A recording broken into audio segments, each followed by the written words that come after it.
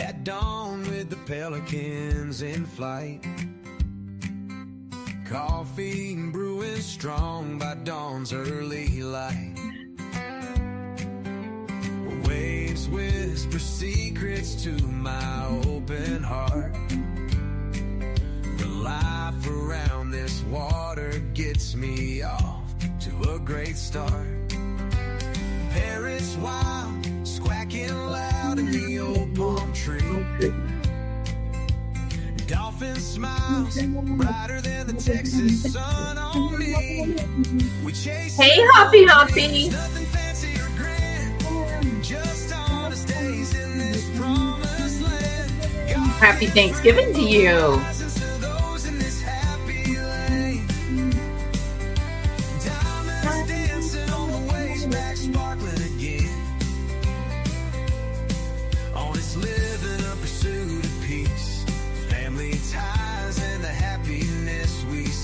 Very good. Happy. I know everybody's getting ready for tomorrow, right?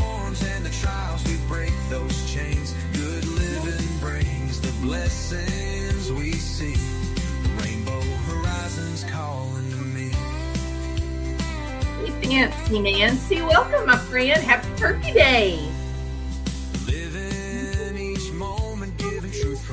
Okay, let's go ahead and get started here. I'm going to turn the music off, okay? All right. Thank y'all for being here. I appreciate it. I'm going to try to make this a relatively short video because I was actually quite surprised to find out that Lauren and John Matthias of Hidden True Crime, she calls hers her gems. The truth is that's more evidence of her being perfectly unimaginative. She can't even come up with her own ideas. She has to steal from everybody else. You guys are the original gems, and the date on the calendars prove it. So stand tall, original OG gems. You guys sparkle brightest, and that's that. Lauren Matthias, you copier, you little cheater, you. All right, now then. When I saw this, that they, their views are way down. They've lost 8,000 subscribers, and it's continuing to go down as the message and the word is spread about their very real lack of integrity. In my opinion, it's my opinion, Lauren, that your integrity is quite in question based on what you've done to Crusha and Kay Woodcock. It was unforgivable that you're such a coward that you literally put tape over the mouth of Kay Woodcock. I don't know how you rationalize that in your mind, but you go right ahead. If you can hear me, would you put a 1? Because I am wearing earbuds, and I'm not sure if you can hear me if my microphone's working. So if you can hear me, put a 1. Hey, Melissa. Okay, great. All right, so no worries there. Your screen is blurry. Can you wipe it? Do you know why my screen? Hold on.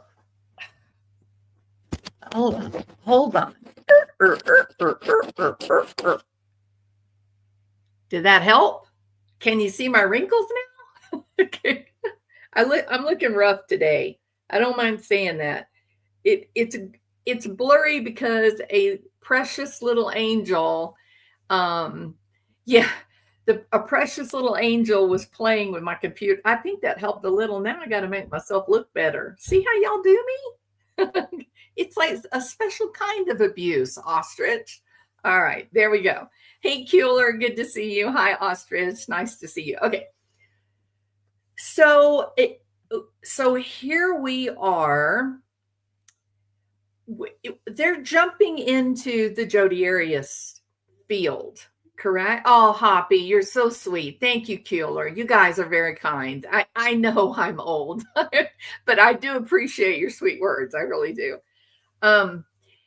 So there are cases like Jodi Arias, Chris Watts, I don't know, Jeffrey Dahmer. There are cases that are just going to get views. No matter what you do, they're going to get views, right? They're just so you know, it's peachy, these weird names. um so it's interesting to me that they chose this topic as their channel is tanking.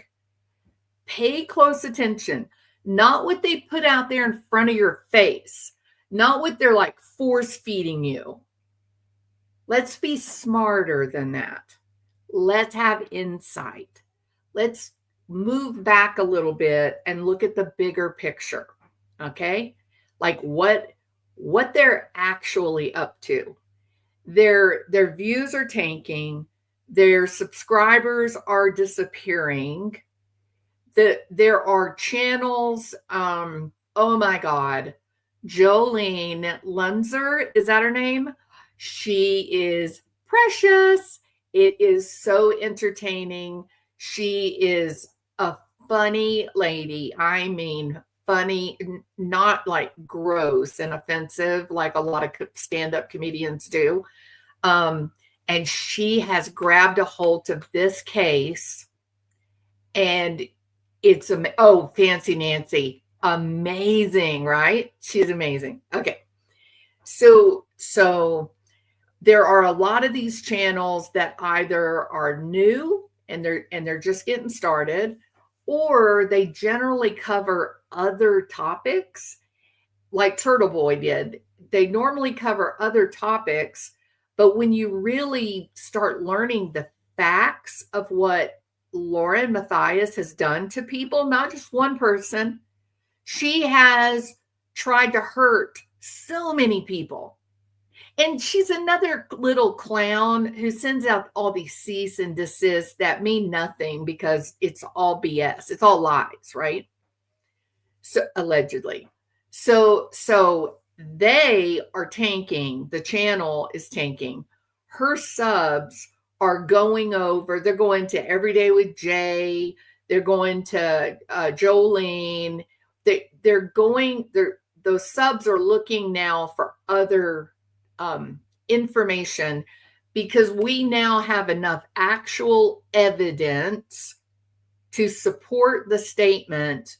This woman completely lacks credibility. Her integrity is for crap, right? So then when you think about that as the backdrop, and then you see her going after the Jodi Arias case, then you can say, oh, look at her. She's struggling. They are struggling, people, to have to resort not to a new case, not to something new that no one knows about. No. They pulled out one of the big guns. They pulled out the Jodi Arias case that will get you views no matter what you do. You could sit in front of the screen and eat your turkey dinner. Pile that sweet potato pie high. Make sure there's lots of marshmallows on it. And you could sit there and chow down and play a Jodi Arias video, and you would get views and thumbs up. If you agree with me, put a 1. I just want to see if I'm the only weirdo that's having this thought. I mean, it's really something. One eye glare. Oh, he's absurd. Yeah. Okay, so we've got people. Hey, Daz. So we've got people that agree. When you have to start playing Jodi Arias videos, you're panicking. Period. All right. Now, one thing that Kresha has talked quite a bit about, and for those of you that don't know, Kresha is Kay Woodcock's daughter. During all of her research, she has a great channel. It's called Difficult, C-U-L-T, Difficult Research. And if somebody wants to put the link up for people, I would love that. That would be very good. And in her research and her videos on her channel, she has hit on the notion. She's not making any accusations. She's not coming right out and pointing the finger. But certainly there is this question about Lauren Matthias, and that is Lauren a Mormon church fixer? Think about that.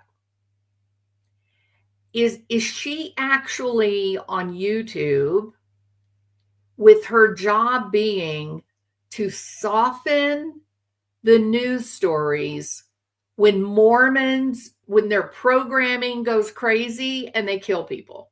Usually family members, if you want to know the truth. Now, that is a very interesting thought, isn't it? Because the Mormon church doesn't want there to be a connection between J.J. Vallow and Mormonism. They can't tolerate that. They can't allow something so heinous that also involved their religion. They can't let that get out and get attached to them.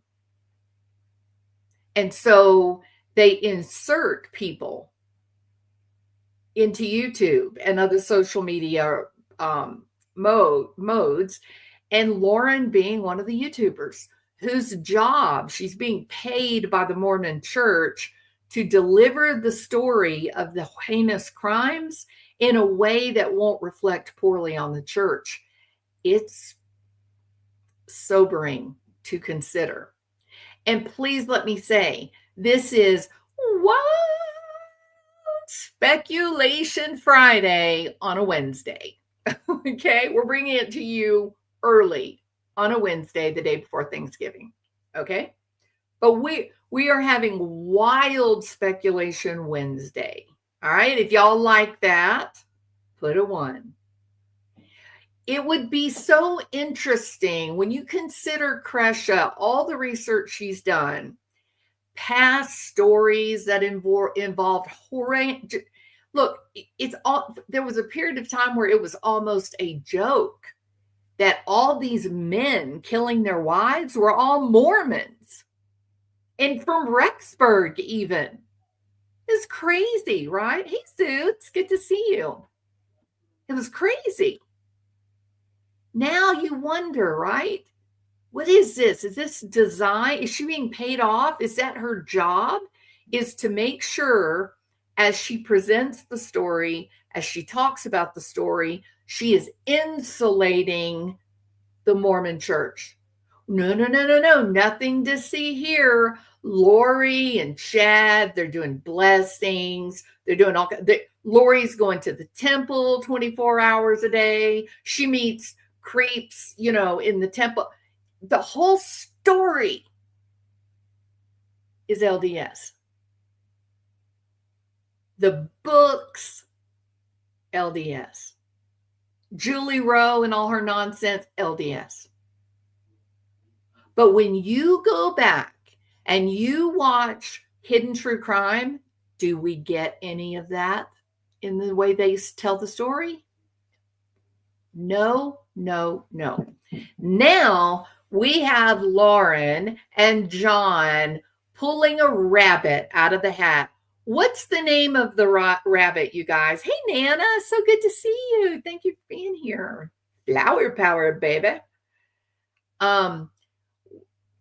Hey, Mystic. Yeah. So what's the rabbit? When I say Lauren and John are now pulling the rabbit out of the hat because their channel is tanking, they're in trouble. People are just disgusted by her behavior and her lack of integrity. What's the rabbit? Who is the rabbit being pulled out of the hat? Can anyone guess? Jodi Arias. Jodi Arias is the rabbit, isn't it? What old George Strait song, you gotta have an ace in the hole. A little secret that nobody knows, right? So that's the ace in the hole, Jodi Arias. You could do You could eat your dinner, your turkey dinner, in front of the camera playing a Jodi Arias video, and you would get views. So they're tanking. People are, the ones that are going in, they're asking questions in the live chat. Why did you do this? What are you thinking? Right? So they bring in a big gun, Jodi Arias. That's one of the cases. That's one of the cases that we all flock to. Ted Bundy. Flock. You can do nothing except show a video. You're going to get views. Right? It's very interesting. All right. Now then. So it won't work.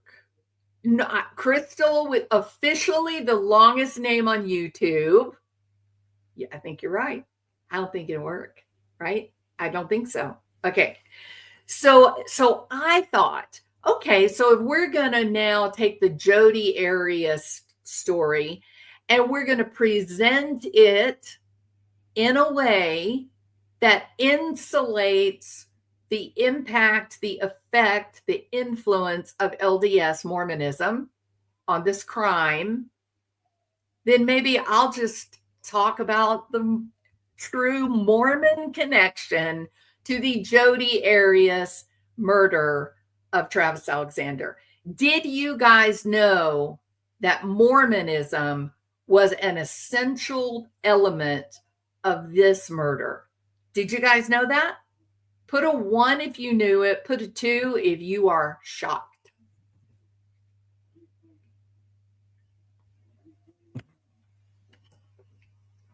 Are you shocked or you already knew that? Okay. Nana is shocked. Sunshine knew already. Donna knows. Yeah. Big influence, right? Big influence. Travis Alexander was actually an up and coming star for the Mormon Church. Yeah. Not only was he LDS, but he was the future. He was being groomed. He was being molded, that he was loved. All right. And Jodi came in with all of her personality disorders, and she seduced him. She played sex games, just like who? Yeah, Lori Vallow. Same MO, same 2 people. All right. So let's take a listen and see how it is that John and Lauren are presenting what Jodi did. Let's see what their take is on it, shall we? And take note, watch the disdain on Lauren's face when John speaks. She can't hardly hide her disregard for her husband. It's really sad. But listen to how they view the lens that they want their audience to look at the Jodi Arias case. Listen to what they're trying to say. Greed, lust, and revenge. And actually there's some fascinating new research on revenge. There's actually a book that just came out a few months ago called The Science of Revenge. It's by James Kimmel Jr. He's done a lot of research on this, and there's research showing that revenge is an addictive that it's in many ways, the desire for revenge is more addictive than all the drugs you can imagine that are addictive. I'd be real careful with that, John. I don't believe that. Given the choice between heroin to an addict and revenge to someone like your wife, I think you'd be wrong. I think heroin is big. Here's the reason why. Because when you take opiates or other types of drugs, but the opiates are a really good example. When you take opiates above and beyond what your body would naturally make on its own, the body, the brain adapts to the high level of opiate in the bloodstream, and it grows additional opiate receptors. Okay, so we all have opiate receptors. It's natural, it's healthy, we should have them. Okay, when you take more opiate than your body is making, the extra receptors grow so that it can take up all that floating loose opiate.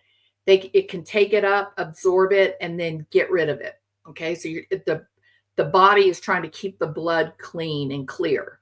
And so it will actually modify to accommodate the increased opiate in the system.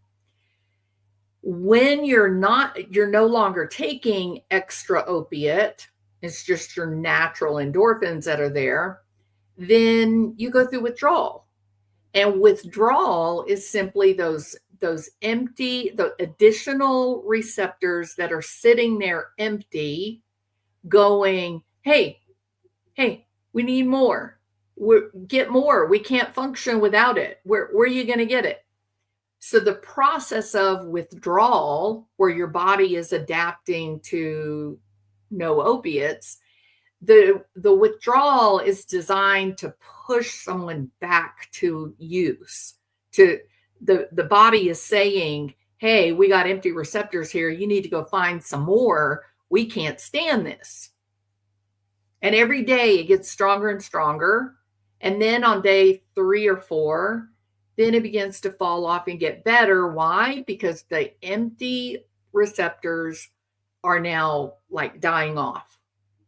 Cool, right? And then by the time, after a week of withdrawal, the additional receptors are gone. And that's that. Okay. Now you have a psychological addiction that you continue to fight up to a year or two after you've got, clean. But that is one of the best examples of why Dr. John's statement is just completely ludicrous. Those open opiate receptors are very powerful in making you sick, making you feel bad, so that you'll go and get some more opiate. That's it. So no, revenge is not stronger than heroin addiction. I'm sorry, Dr. John, it's just not. Now, I do recognize him though for using contemporary citation. I think that's great that he found a book that was recently published and not 25 years ago. That brings credibility for certain. But to say revenge is worse, it's more powerful than heroin addiction or addiction to meth, cocaine. I'm sorry, for people that actually work in the field, John, we see people in withdrawal. They will do anything to get relief from their withdrawal symptoms. They will do anything, John Matthias, anything. It's dirty. It's sad. It's soul crushing to see someone go through withdrawal. It's a nightmare to just put it in a succinct way. It's a nightmare. Okay. Now, one's need for revenge, Dr. John, you're claiming that the motivation for the murder of Travis Alexander is revenge? Interesting. So like cocaine, meth, right? Heroin, revenge is equally addictive, if not more so. And the brain scans are showing that revenge is it can be a really overpowering, compelling component of people's desires to engage and commit violence. And I wonder why John has his head down. I wonder why John isn't making eye contact with the subscribers, the audience, the hidden fake gems. Why is that, John Matthias? You're the professional, you're the expert. You're delivering, what was it, accurate information, or did you cherry pick a little piece of bullshit? Is that why your head is down? Why would you go on a live and claim Jodi Arias murdered Travis Alexander for revenge? Why would you do that? Why would you leave out the powerful influence of the Mormon Church and the LDS teachings? So back then, I think maybe that wasn't as well understood. I mean, I think anybody who watched Dateline would know that revenge was always kind of a major. Dateline. What is wrong with, what is the obsession with Dateline? If you guys want to see a great show, you got to go watch Every Day with Jay. She did one on Lauren and John Matthias and their Dateline appearance. It was crazy. I bet Lauren Matthias said Keith Morrison 50 times. It was crazy. And I'm sorry, but look at John Matthias's face right there. How many in the side chat feel warm and fuzzy? Do you feel warm and fuzzy looking at that glare on his face?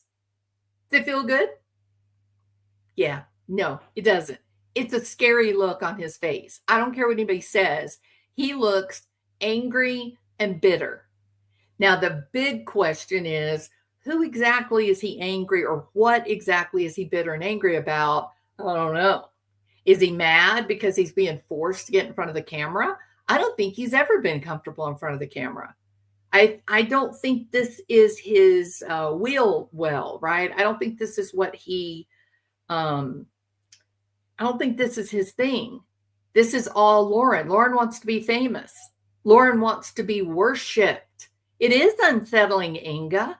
It's very disturbing. But why do this? If you hate it so much, John, why are you doing this? This woman that you've married is on her way to ruining your professional reputation. Why would you do this? If you're going to do this, it needs to be 100% your decision on what stories that you talk about and how you present the information. And to take the heat off of Jodi Arias, to take the heat off of Jodi Arias with this ridiculous, oversimplified notion that the whole reason for the death of Travis Alexander is just simply revenge, and revenge is more addictive than heroin and cocaine and meth? Have you seen the people that use meth, John? Have you ever been in the room with one of them? Nothing stops them from their fix. Nothing. So maybe there is some revenge in this story. I wouldn't disagree with that about revenge. And for someone to actually get on channel and say, revenge is more addictive than meth. It's weird to me. Do you have that own need for revenge? Have you experienced the fire of revenge? Because Christians know, we know that if you're going to go for revenge, you better dig how many graves, guys? What does the Bible say? If you're going to be vengeful, how many graves do you need? 2. 1 for your target and 1 for yourself. Isn't that right? The Bible says if you go on a campaign for revenge, it is going to hurt you more than what it hurts your enemy. True. I think his presentation of information is disturbing. A bunch of quoting old books. It's mumbo jumbo. And boo-boo-roo. Boo-boo-froo. Yeah, exactly. Don't go for revenge, folks. No. But this is the fixer part. That you take a story like Jodi Arias, Travis Alexander, you take a story that is saturated with Mormon teachings, saturated, just like Lori Vallow, saturated. You take that story and you simplify it down to something like, oh, it was just revenge. It was no big deal. And you completely whitewash the Mormon influence.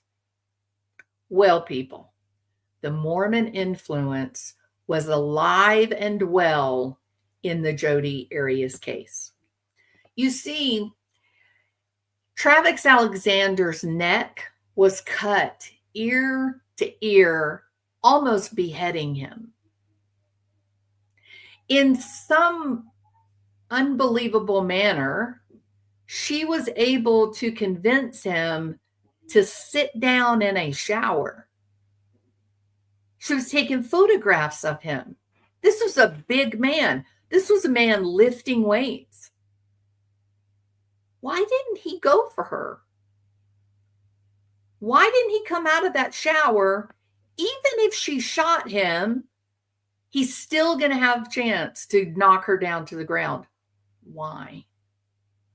Her story was bullshit. Oh, he came out and he did the football stance like he was going to tackle me. I've always wondered, you know, the story about how there were people there that were wearing like ninja outfits. What if there were people there? What if this was about religion? What if this was another religious sacrifice? Because here's what we know about blood atonement in Mormonism. It is real. Brigham Young preached blood atonement. And there was a 1994 article that said the title was Concept of Blood Atonement Survives in Utah Despite Repudiation. So the people were lashing back out against this blood atonement thing, and yet the church leaders were fighting to keep it alive and well. In potential jurors in nearly every Utah capital homicide were asked whether they believed in the Mormon concept of blood atonement. That was from 1984 to 1994. That was not that long ago, people. From 1984 to 1994, blood atonement was such an issue for the Mormon church that when lawyers were trying to seat a jury, they wanted to know if their jurors believed in blood atonement. Then we're not talking about the 1800s. 1994, it was still alive and well. Now, during that time period, of course, you know, the LDS Church was definitely sending mixed signals on the teaching of blood atonement. But here's the catch. They were teaching it. Will you find that now in the lowest level of LDS membership? Are you going to go to an LDS preaching and they're going to talk about blood atonement? No, I wouldn't believe that at all. But what happens about those that have earned higher levels? Because we learned from Lori Vallow and Chad Daybell that they definitely use a hierarchical system, right? What if blood atonement is just one of those things that the church said, okay, look, you know, for those of us that have we have earned status, we're the quintessential Mormons, not the ones that are whitewashing it, not the ones in the lower levels who are pretending that there's no difference between being LDS or being Methodist. those people higher. Did they literally believe blood atonement was a part of religious observance? That blood atonement kept the church and the religion free of bad behavior. The doctrine of blood atonement says that those who commit grievous sins, listen to this, such as murder, infidelity, and any kind of covenant breaking act should pay by atoning blood.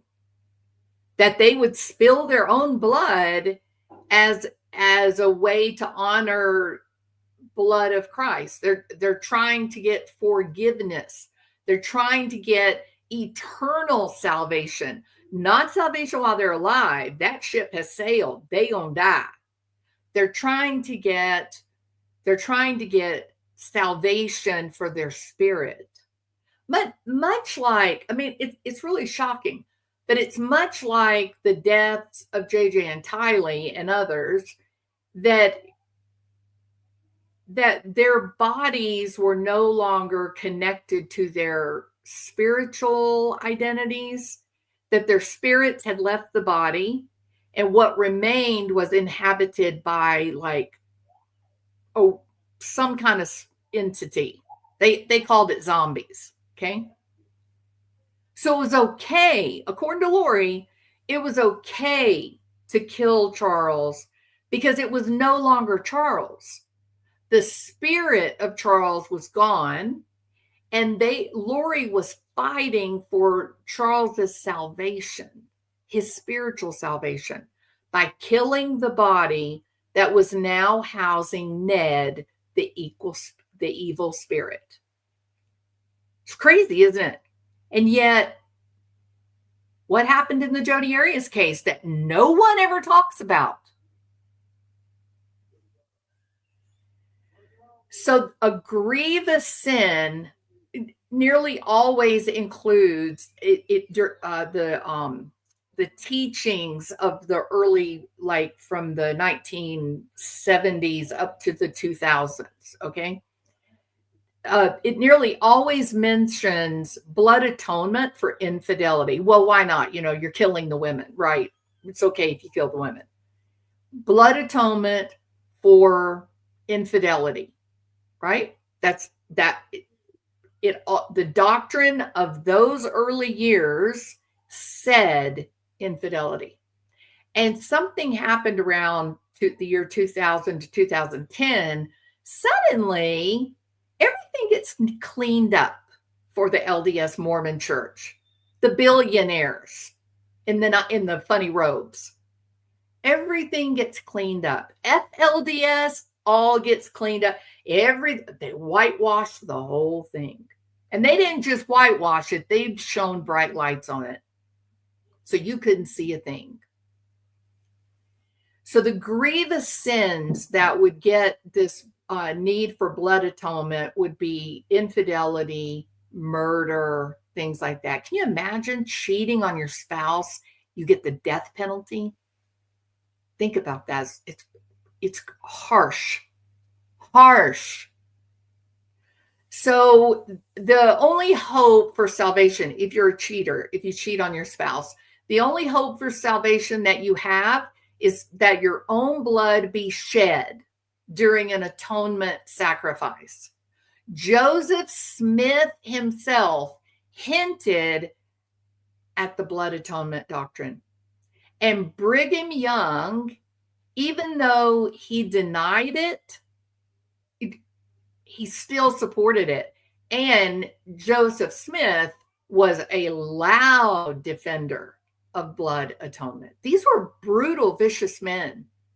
Brutal, vicious men. But it's all been whitewashed. All been whitewashed. Joseph Fielding Smith, Bruce McConkie, all of them fiercely defended this principle of blood atonement in LDS.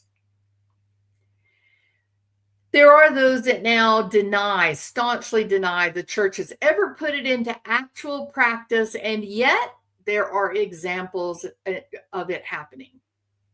No, nothing to see here. No. We haven't killed anybody. The church hasn't, put a stamp of approval on that, and yet they did. General authorities now have repudiated. Sorry about that. General authorities now have repudiated. They prefer to remain silent on this subject in today's world. It should be noted that the whole notion of blood atonement is so obviously linked to the Mormon literal mindset that it does not seem to admit of a mitigated symbolic interpretation and is either accepted or rejected outright, depending on one's level of literalistic belief, how you're choosing to believe the words that they say. Child killer James Edward Wood was tried for the murder of 11-year-old Jara Lee Underwood. He was later visited by LDS church leaders who talked to him about shedding his own blood. This same Salt Lake Tribune 1998 article noted that the LDS church headquarters tried to distance itself from the council by filing a document with the court that read, and this is a quote, "The doctrine of blood atonement through the shedding of blood as taught by the Mormon Church refers only to the atoning sacrifice of Jesus Christ, the Son of God." This statement certainly does not reflect the true position of many of the big LDS leaders. Joseph Fielding Smith wrote, "Man may commit certain grievous sins according to his light and knowledge that will place him beyond the reach of the atoning blood of Christ. If then he would be saved, he must make sacrifice of his own life to atone as far as the power lies.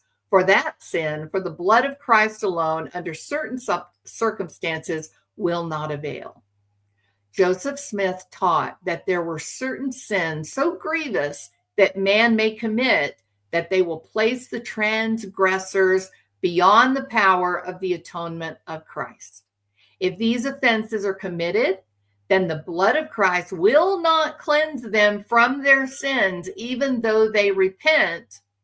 And that is where the blood atonement doctrine kicks in. If the behavior that you've done is so heinous and so grievous, like cheating on your spouse,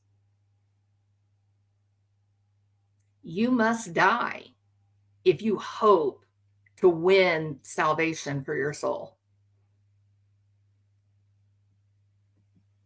Now, you say, well, these writings, they're not like telling people to kill each other, right? And I agree. They're not telling people to kill each other. But if you consider we're talking about influence, right? So if you have someone who is a bit unstable, like Lori Vallow, like Chad Daybell, like Alex Cox, like Jodi Arias, if you have someone that is a bit unstable, you have someone that embraces religion so as a way for them to feed their narcissistic needs. What happens when they run across a church-sanctioned statement on blood atonement for infidelity? Travis, you cheated on me. That is a grievous sin that will only save your soul through a blood sacrifice.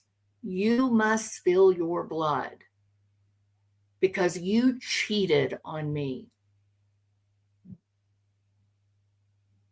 Think about it. It is a dangerous message when a church authority, when a powerful church where people blindly follow into nonsensical behavior. Look at Jodi Hildebrand. These are not isolated incidents, people. It's not coming from the Baptist church and then the Methodist church and then the Episcopalians. It's coming from the Mormon church. Why? Where is it coming from? Because there are messages that are being taught to people that are just no higher order thinking is happening. They're just doing whatever the hell the church tells them to do, including what underwear to wear. A church that is teaching notable, powerful leaders of the church that are saying blood atonement is good. Blood atonement is the last hope to save your soul. Then someone who is unstable, they may go off their rocker, like Lori Vallow, Chad Daybell, Jodi Arias.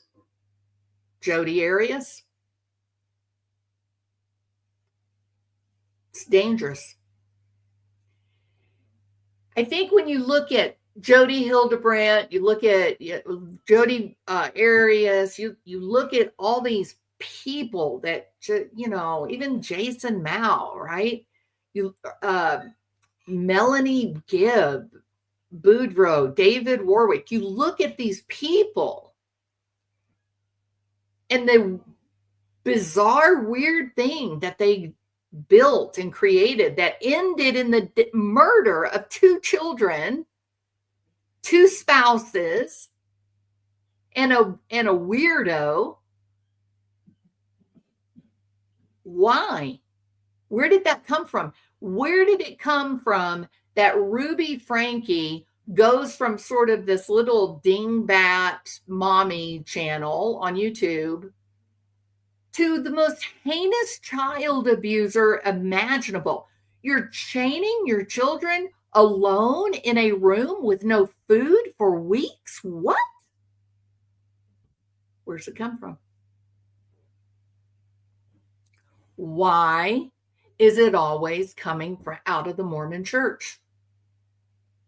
If you have teachings that blood atonement is the righteous punishment to save your soul, it's getting very scary. It's getting very, very scary. So I wanted to do this quick live, talk a little bit about the fact that Jodi Arias, her murdering Travis Alexander, was not a simple case of revenge. And Hidden True Crime is dishonorable trying to present that. It was not simple revenge. Do you know what simple revenge looks like, John? It looks like, oh, well, Travis cheated on me with another girl, so I'm going to go with another guy and cheat with him. That's, revenge. It is not revenge to cut your boyfriend's head off and take photos while you're doing it. She felt righteous. You saw her on the stand testifying. She felt righteous. She believed she helped him because he lost his soul. He lost his salvation when, in her sick, warped little mind, he committed infidelity. She saved him. In her mind, she was cocky. She was oppositional. She was, in fact, Lori Vallow, wasn't she? Both of these women, the same woman, both with the same aftermath, the murder of their loved ones. So when you read about Jodi Arias' trial, When you think about Travis Alexander, his life and his death, how he was a bright, shining star in the Mormon church. You remember the doctrine of blood atonement. Remember that, because that is what she did. She sacrificed him. And the whole case, coming out of where? Of course, Arizona. It was all whitewashed, wasn't it? No mention of LDS or the Mormon church, none. Just like Lori Vallow's cases. Is Lauren Matthias a paid-for fixer for the Mormon church? Don't know. I don't know. It's a question, though. It is a question. It's something to think about. All right? All right, guys. You guys are on. Oh, but remember what I said about Jay. She did a really great live about HTC, Lauren and John, and their absurd, childish reaction to being on, Keith Morrison show. It's pretty entertaining. Okay, I gotta go. You guys are awesome, and I hope that your Thanksgiving is amazing. I hope that you eat way too much and all your favorite foods are there. And I've got a little 16-month-old baby girl who wants me to finish this. So I got to go take care of her. All right. See you guys later.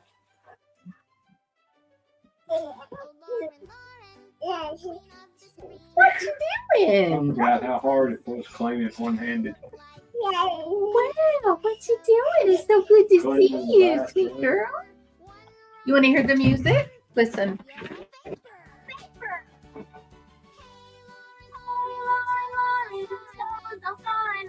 It's fun. You will through the nose, but you swing at it down, from you to grown. How's Cassie feel? Good.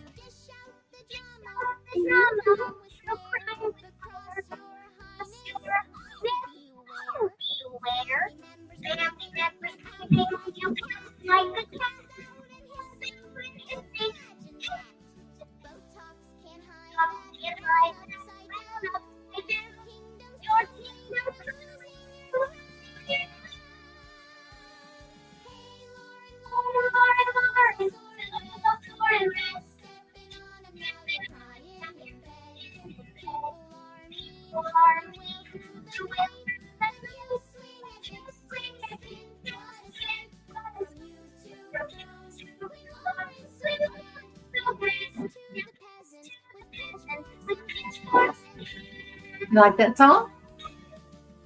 I do too.